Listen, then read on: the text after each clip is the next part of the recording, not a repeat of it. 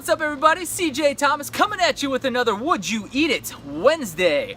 Would you eat it? Peanut butter. Peanut butter. Anybody like peanut butter out there? I know I sure did. This was a big part of my diet back in the day. You know, I used to eat peanut butter and jelly sandwiches like it was going out of style, okay? I was eating them every freaking day, okay? I would eat it out of the jar. I would eat, even when I found out that, you know, bread and carbs might be an issue, I went to what I invented the Atkins PBJ.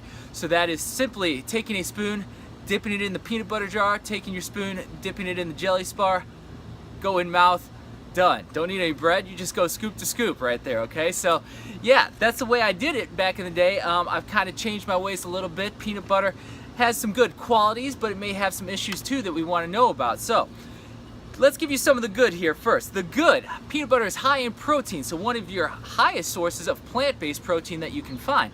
So probably the vegan community out there probably really looking at this as something that can be good. I know the weightlifting community has looked at peanut butter for years. You know, protein, gotta get my protein. You know, we look at protein like it's all good all the time, and of course not always the case. Other thing in peanut butter, you've got your variety of vitamins and minerals in there. So yeah, there are some good things in peanuts. It's not, you know, the worst thing that you can possibly do. However, there are some things that you may want to watch out for. So peanuts are a legume. Most people know this little piece of trivia. Peanuts are a legume, not an actual nut. The only reason that might be relevant to you is if you're paleo and, you know, all things legumes and beans are totally off limits. And there's reasons that they do that way. I'm not totally against beans either. We can talk about beans in another video. I mean, you do the right processes with beans, and it's got some good fiber and some good protein in there as well. So peanut, the legume, what are we looking out for here? Number one thing we're looking out for is mycotoxins and aflatoxin, okay? So that is mold. Those are big fancy words for mold. Mold in your peanuts is a big deal, and it's very, very common, okay? Peanuts are very highly susceptible to mold because of the way they grow. Peanuts grow on the ground, okay? So they're hanging out on the ground, they're soaking up water. Water is very conducive to mold growth, okay? So you get the mold growth in there, mold in the body, very bad news. This is one of the things we definitely want to watch out for, okay? So the way they're stored, the way they're grown, most of them get moldy. Not a good thing. Second thing, pesticides. So peanuts are one of the most heavily pesticided products that are out there, okay? Look at all those foods out there.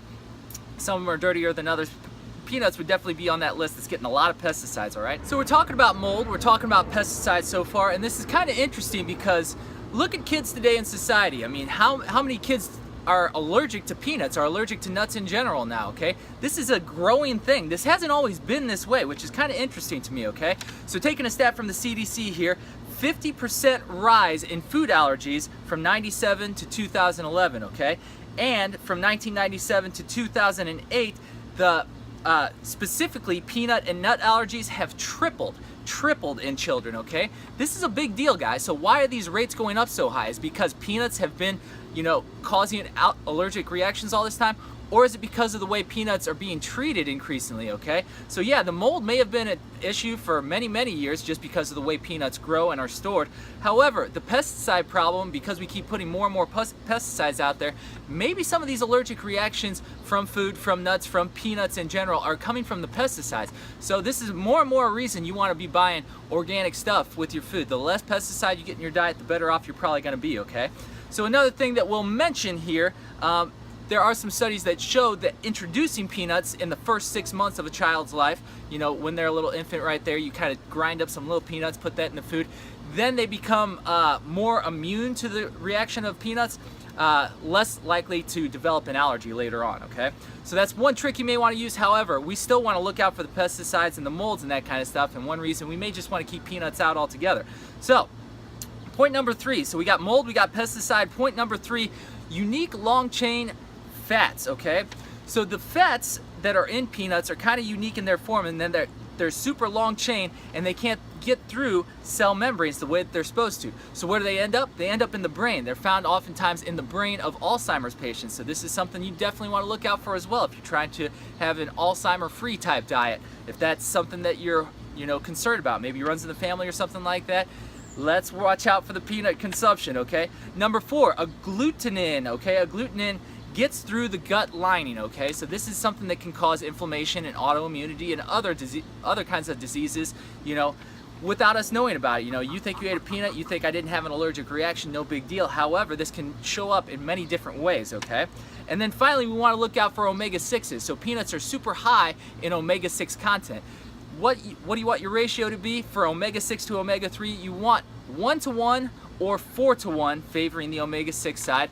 However, Americans in general get way too many omega-6s, okay? Most of Americans are at 20-to-1 ratio, okay, omega-6 to omega-3. So we're not getting enough omega-3 and we're getting way too many omega-6s, usually from processed food, from hydrogenated oils, from terrible sources of fat and things like that. And peanuts is only gonna up that omega-6 ratio even worse. So another reason that you may wanna watch out for this, but you might be okay if you add in some omega-3 with it, okay? So you add in like omega-3 flax oil into a homemade peanut butter or something like that, and you might be doing a little more all right, but there's still, like we said, other things that you need to watch out for here, okay?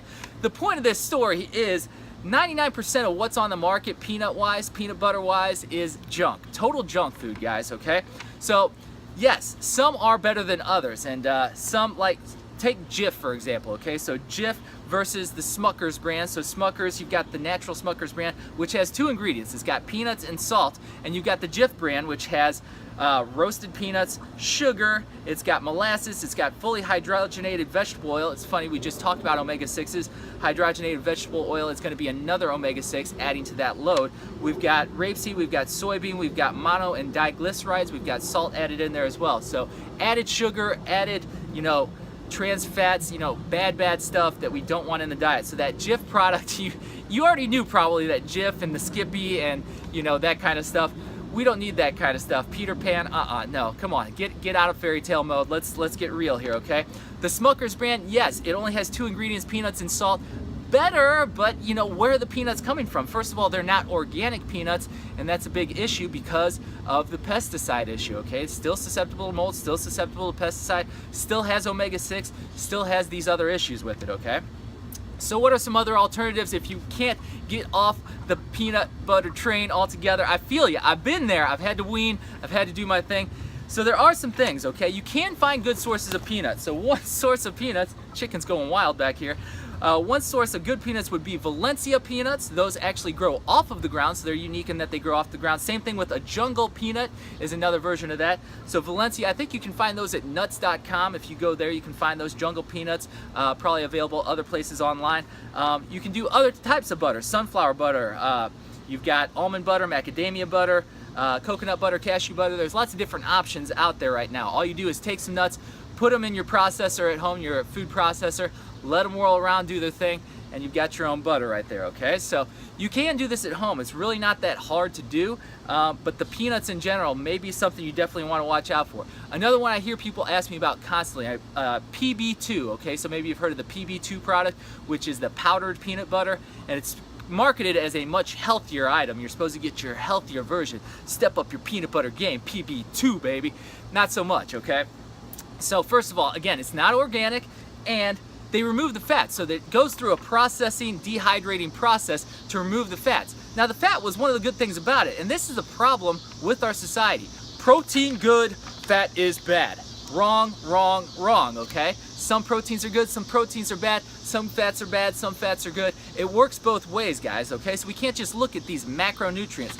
All carbs are bad, all fats are bad, all proteins are good. It's not the way we can look at this, okay? So we really have to get more educated on individual foods, their nutritional profile, what they're doing to our body, how they need to be integrated, all this kind of stuff.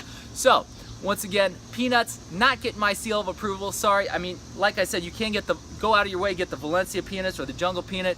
I still think you may have to watch out for your omega-6 content if you're doing that. Blend in some of that flaxseed oil. If you get a good source of flaxseed oil, that can be some omega-3 that can offset this, but really that should just be a once in a while treat. Definitely don't make this an everyday thing.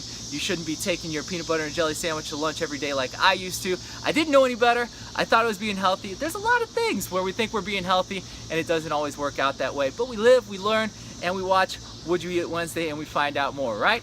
Tell me what you'd like to hear about on Would You Eat It Wednesday next time, and I will see if I can bring it to you. Thank you guys for watching. Have a good, healthy day.